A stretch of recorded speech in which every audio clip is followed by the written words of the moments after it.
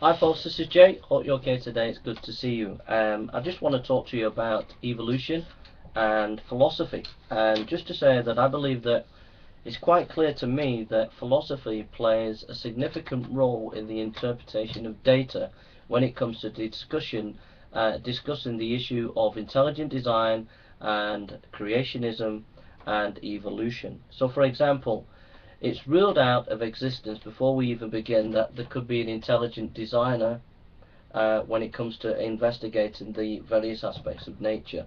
In other words, all we have is a natural cause for natural events. And that is an evolutionist position, and it's a position, a philosophical choice.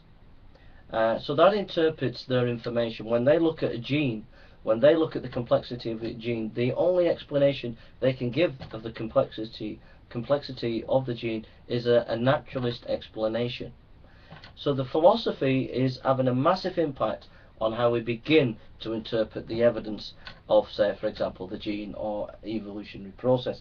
The second aspect is the nature of the evidence itself. When we're collecting archaeological, geological, whatever information that we're picking and or looking at, we're going to use the philosophy that is significant for us in order to take that information and collect it together. So when you look at the strata of the geological timescale, and you find that there are you find that there are fossils, that are large fossils in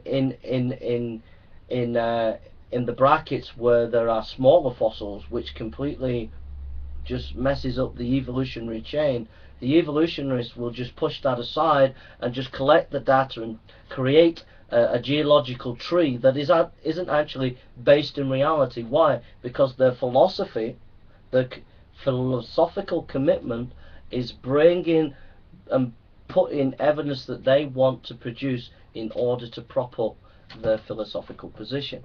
And then thirdly, at the end of the process, when we're looking way back at the evidence that we've collected and how we interpret that evidence is also philosophical mediated.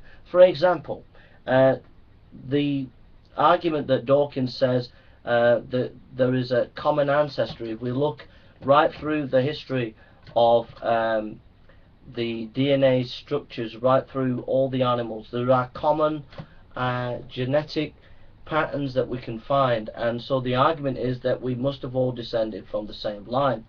But that's an interpretation. Science can't actually tell you that. It's an interpretation of the information. It could actually point to a common designer who designed everything.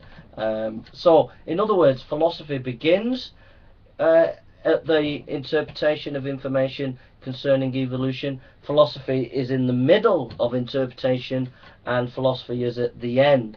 And not only for the evolutionist, but also for the creationist and for the intelligent design, everyone is influenced by these philosophical presuppositions. The problem is, the evolutionists will not be honest about their philosophical commitments.